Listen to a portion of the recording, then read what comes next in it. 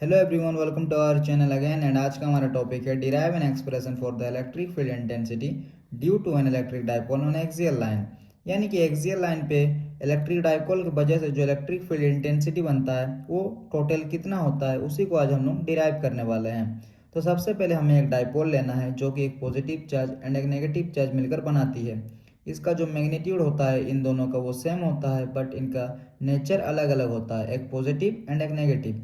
और इन दोनों के बीच का डिस्टेंस 12 होता है, जो कि सेंटर से माइनस क्यू तक का डिस्टेंस है एल, एंड सेंटर से प्लस क्यू तक का डिस्टेंस है एल। और इन दोनों को मिला के 12 होता है और इसी को डाइपोल कहा जाता है, जो कि हम लोग इससे पहले वाला वीडियो में भी सीखे हैं। तो पॉजिटिव चार्ज एक negative charge point A and B पर रखा हुआ है। एक पॉइंट हम लोगों ने माना है जो कि पी है, जहाँ पर हम टेस्ट चार्ज क्यू नोट को रखे हैं। और यहीं पे total electric field intensity positive charge and negative charge की वजह से कितना लगता है, उसी को आज हम लोग डिराइव करने वाले हैं। तो सेंटर से पॉइंट पी तक का डिस्टेंस को आर माने हैं। तो देखो, सेंटर से पॉइंट पी तक का डिस्टेंस है हमारा आर, एंड ओ से ए तक का डिस्टेंस है एल। तो इन दोनों का अगर जोड़ देंगे तो हमें यहाँ से यहाँ तक का डिस्टेंस मिल जाएगा। तो यहाँ से यहाँ तक का डिस्टेंस है आर प्लस एल। और जो हमारा पॉजिटिव चार्ज से पॉइंट पी तक का डिस्टेंस है वो है आर माइनस एल। क्योंकि देखो, यहाँ से यहाँ तक का डिस्टेंस है आर, एंड पॉजिटिव चार्ज से सेंटर तक का डिस्टेंस है एल। तो अगर हम लोग आर से एल को हटा देंगे तो यहाँ से यहाँ तक का डिस्टेंस मिल जाएगा। तो पॉजिटिव चार्ज के लिए पॉइंट पी तक का डिस्टेंस है R minus L, and minus Q से पॉइंट पी तक का डिस्टेंस है आर प्लस एल। तो इतना दूर हमें समझ में आ गया है कि फिगर में क्या क्या दिया हुआ है। मैं एक बार फिर से आसान और इजी लैंग्वेज में जल्दी जल्दी समझाता हूँ। देखो, हम लोगों ने एक डाइपोल माना है, एक पॉजिटिव चार्ज एक नेगेटिव चार्ज, जो कि पॉइंट ए एंड बी पर रखा हुआ है। इन दोनों के बीच का डिस्टेंस है 12। माइनस क्यू से पॉइंट पी तक का डिस्टेंस है R plus L, and positive charge से पॉइंट पी तक का डिस्टेंस है R minus L. R plus L क्यों हुआ? क्योंकि यहाँ से यहाँ तक का डिस्टेंस आर है और यहाँ से यहाँ तक का डिस्टेंस एल है। तो दोनों को जोड़ दिए आर प्लस एल, एंड यहाँ से यहाँ तक का डिस्टेंस है आर और यहाँ से यहाँ तक का डिस्टेंस है एल। इन दोनों को अगर हम लोग घटा देंगे, आर से अगर इस पार्ट को हटा देंगे तो हमारा सिर्फ ये वाला पार्ट बचता है। तो इस वाला पार्ट को हम लोग आर माइनस एल कहते हैं, क्योंकि पॉजिटिव चार्ज से पॉइंट पी तक का दूरी है आर माइनस एल। फिर हम लोग देखते हैं कि पॉजिटिव चार्ज और नेगेटिव चार्ज जो अपना इलेक्ट्रिक फील्ड इंटेंसिटी इस पॉइंट पी पर लगाएगा वो आखिर कितना होगा टोटल, पॉजिटिव चार्ज और नेगेटिव चार्ज का मिलाकर। तो अब आगे चलते हैं। अभी देखो, electric field intensity at point P due to minus Q निकाल रहे हैं, जो कि हमें इलेक्ट्रिक फील्ड इंटेंसिटी का फॉर्मूला पता है, E equal to K Q by R square होता है। तो सबसे पहले तो हम लोग उसका फॉर्मूला लिखते हैं कि ई मतलब होता है इलेक्ट्रिक फील्ड इंटेंसिटी, और हम लोग निकाल किसके ले रहे हैं, माइनस क्यू की वजह से, कि माइनस क्यू की वजह से इस पॉइंट पी पर टोटल इलेक्ट्रिक फील्ड इंटेंसिटी कितना लग रहा है। तो पहले minus Q electric field intensity due to minus Q लिखे हैं, फिर इक्वल टू, इसका हम सिर्फ मैग्नीट्यूड देख रहे हैं, अभी कोई डायरेक्शन का बात नहीं हो रहा है। तो E minus Q equal to, हमें पता है फॉर्मूला होता है के क्यू बाई आर स्क्वायर। तो K and Q, Q minus Q यहाँ पर लिखे हैं क्योंकि माइनस क्यू के निकाल रहे हैं, तो minus Q by R square. तो इसका आर स्क्वायर का मतलब होता है दोनों के बीच का डिस्टेंस। तो माइनस क्यू से पॉइंट पी का डिस्टेंस क्या है, आर प्लस एल। तो आर प्लस एल एंड उसका स्क्वायर, जो कि फॉर्मूला होता है। मैं यहाँ पर साइड पे लिख भी देता हूँ। हमारा इलेक्ट्रिक फील्ड इंटेंसिटी का फॉर्मूला होता है E equal to K Q by R square. तो के के जगह पे के है, क्यू के जगह पे minus Q, and R square के जगह पे आर प्लस एल का होल स्क्वायर। ठीक है। उसके बाद सिमिलरली हम लोग ई प्लस क्यू की वजह से निकालेंगे कि पॉजिटिव चार्ज के लिए पॉइंट पी पर इलेक्ट्रिक फील्ड इंटेंसिटी कितना लगता है। तो सेम लिखेंगे K Q by are minus L का होल स्क्वायर। यहाँ पर आर माइनस एल इसीलिए आया है क्योंकि पॉइंट बी से पॉइंट पी तक का जो दूरी है वो आर माइनस एल है। पॉजिटिव चार्ज का दूरी पॉइंट पी से आर माइनस एल है, तो यहाँ पर आर माइनस एल का होल स्क्वायर। तो हमें दोनों पता चल गया कि ई माइनस क्यू की वजह से इलेक्ट्रिक फील्ड इंटेंसिटी इतना बन रहा है, एंड प्लस क्यू की वजह से इलेक्ट्रिक फील्ड इंटेंसिटी इतना बन रहा है, जो कि माइनस क्यू की वजह से k minus q by are plus L का whole square, and plus q की वजह से k Q by are minus L का होल स्क्वायर। उसके बाद अभी हम लोग now total electric field intensity निकालेंगे कि total electric field intensity point P पर कितना लग रहा है। तो हमें क्या करना होगा, इन दोनों को जोड़ देना होगा। बट यहाँ पर एक थोड़ा सा प्रॉब्लम है कि यहाँ पर जो इन दोनों का डायरेक्शन है, एक तो प्लस क्यू की वजह से और माइनस क्यू की वजह से, वो दोनों अलग अलग होते हैं। क्योंकि जो प्लस क्यू की वजह से डायरेक्शन होता है वो हमेशा इलेक्ट्रिक फील्ड में आउटवर्ड होता है एंड नेगेटिव चार्ज में इनवर्ड होता है, जो कि हम लोगों ने इलेक्ट्रिक फील्ड की प्रॉपर्टीज़ में पहले ही पढ़ा है। अगर किसी ने नहीं पढ़ा है तो उसको मेरा पहला वीडियो सब देख के आना चाहिए, तभी आपको समझ में आएगा। तो प्लस क्यू की वजह से जो इलेक्ट्रिक फील्ड का डायरेक्शन होता है वो आउटवर्ड होता है एंड माइनस क्यू की वजह से इनवर्ड होता है। तो इन दोनों का जो डायरेक्शन है वो अपोजिट होने के कारण हमें माइनस साइन से इनको लिखना होगा। तो ई नेट जो होगा हमारा, मतलब टोटल इलेक्ट्रिक फील्ड इंटेंसिटी, वो होगा ई प्लस क्यू जो ये वाला है and minus E minus Q.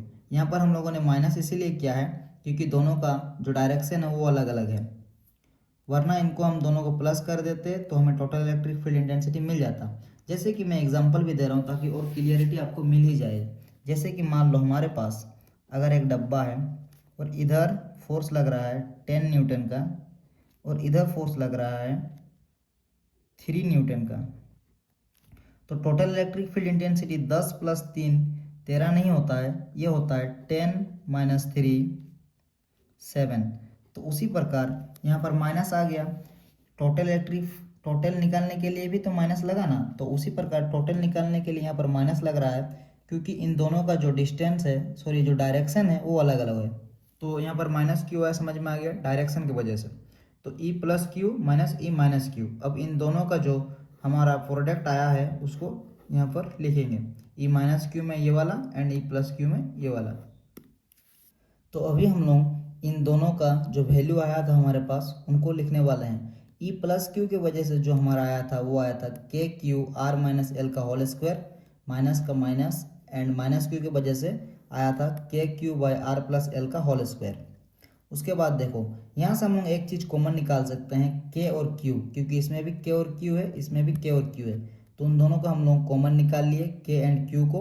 उसके बाद जो बचा है उनको लिख लिए, जैसे कि 1/r माइनस एल का होल स्क्वायर, फिर माइनस का minus and 1/r plus L का होल स्क्वायर। उसके बाद देखो के क्यू तो कॉमन का कॉमन ही है एंड इधर आ गया है। फिर इन दोनों को हम लोग मल्टीपल कर देंगे तो क्या हो जाएगा, r प्लस एल का whole square and r minus L का होल स्क्वायर, यानी कि ये इधर आ जाएगा, ये इधर आ जाएगा। तो r प्लस एल का होल स्क्वायर, इधर r माइनस एल का होल स्क्वायर, इधर r माइनस एल का होल स्क्वायर, इधर r प्लस एल का होल स्क्वायर, जो कि पहले ही था। तो बस ये इधर आ जाएगा, ये इधर आ जाएगा। फिर देखो क्या करना है, के क्यू जो हमारा कॉमन था वो तो है ये, एंड हमारा आया था r प्लस एल का whole square minus r plus L का होल स्क्वायर। बट नीचे में भी ऐसा ही सेम था, इधर माइनस वाला था, इधर प्लस वाला था, तो उन दोनों को हम लोगों ने डायरेक्ट होल स्क्वायर कर लिया है। तो r minus L, r plus L और इन दोनों को ब्रैकेट के अंदर डायरेक्ट होल स्क्वायर ले लिए हैं, यानी कि खाली स्क्वायर को हम लोगों ने डायरेक्ट मान लिया है दोनों का।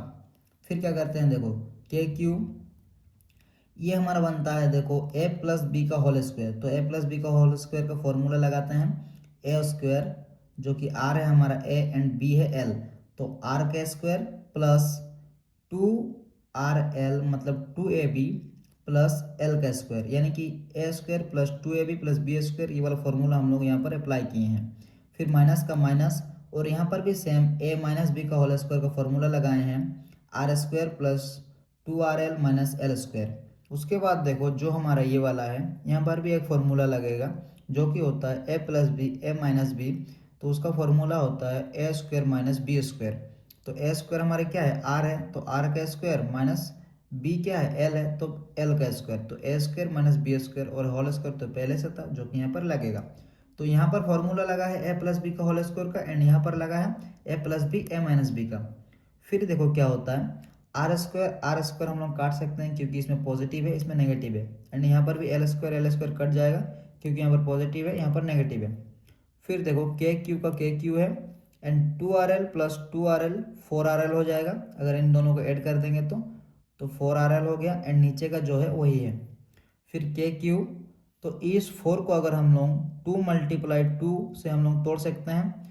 फिर rl का rl, क्योंकि अगर 2 और 2 को गुना कर देंगे तो वापस 4 आ जाएगा, तो 4 को हम लोग 2 × 2 और rl का rl, उसके बाद जो नीचे में है वही लिखे हैं। फिर देखो अगर हम लोग यहाँ पर एक चीज़ बन रहा है 2LQ, तो उसी को हम लोग एक साइड लेके आ जाएंगे। के मल्टीप्लाई 2LQ, इसको एक तरफ लिखे हैं और बचा हमारा इनटू में 2R, यानी कि 2LQ को एक तरफ, बाकी बच रहा है के 2 और R जो कि एक तरफ लिख दिए हैं। तो उसके बाद नीचे का नीचे सेम है। फिर देखो यहाँ पर जो 2LQ है, 2LQ इसको हम लोगों को पता है कि P इक्वल टू 2LQ होता है, जो कि डाइपोल मोमेंट होता है। तो डाइपोल मोमेंट का फॉर्मूला क्या होता है 2LQ, तो इसको हम लोग P लिख सकते हैं क्योंकि डाइपोल मोमेंट को हम लोग P से डिनोट करते हैं। तो K इंटू में 2PR ये हमारा बच गया। उसके बाद यहाँ पर जो नीचे में है सेम है। उसके बाद देखो यहाँ पर एक चीज़ है कि हमारा जो यहाँ पर L स्क्वायर है वो आर स्क्वायर से बहुत बहुत बहुत बहुत बहुत छोटा है। देखो क्या करना है, हमारा इतना दूर आ गया है जो कि है 2PR इंटू में के और नीचे में R square minus L square का होल स्क्वायर। बट यहाँ पर जो हमारा एल स्क्वायर है वो आर स्क्वायर से बहुत बहुत बहुत छोटा होता है। क्यों छोटा होता है? क्योंकि जो हमारा एल है वो क्या था, वो एक हमारा डाइपोल लेंथ था और जो हमारा आर था वो सेंटर से दूरी था। तो जो डाइपोल लेंथ होता है वो बहुत बहुत बहुत बहुत छोटा होता है आर स्क्वायर के मुकाबले। तो इसीलिए हम लोग एल स्क्वायर को जो है उसको हम लोग नेगलेक्ट कर सकते हैं क्योंकि ये बहुत बहुत बहुत छोटा है आर से। तो मैंने इसीलिए लिखा है कि l is very very very very less than r, so इसीलिए l square can be neglected.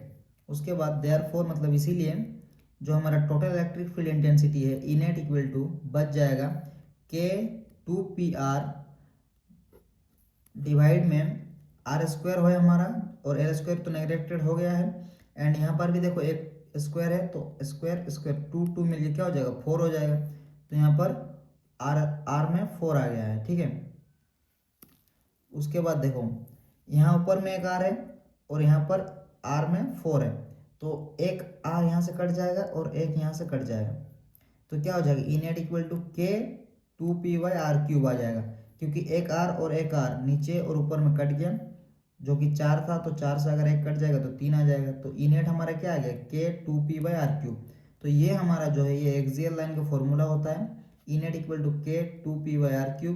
I hope आप लोगों को वीडियो अच्छा लगा होगा और आप लोगों को अच्छे से समझ में भी आ गया होगा। बस इसमें दो ही फॉर्मूला लग रहा था, एक आ रहा था a प्लस बी का होल स्क्वायर और एक आ रहा था आपका ए स्क्वायर प्लस बी स्क्वायर, बस। और कुछ भी फॉर्मूला यहाँ पर अप्लाइड नहीं हुआ है। एक बार अगर समझ में नहीं आया है तो फिर से आप लोग वीडियो को रिपीट कीजिए, आप लोगों को कंफर्म समझ में आ जाएगा। तो मिलते हैं अगली वीडियो पर, तब तक के लिए थैंक यू।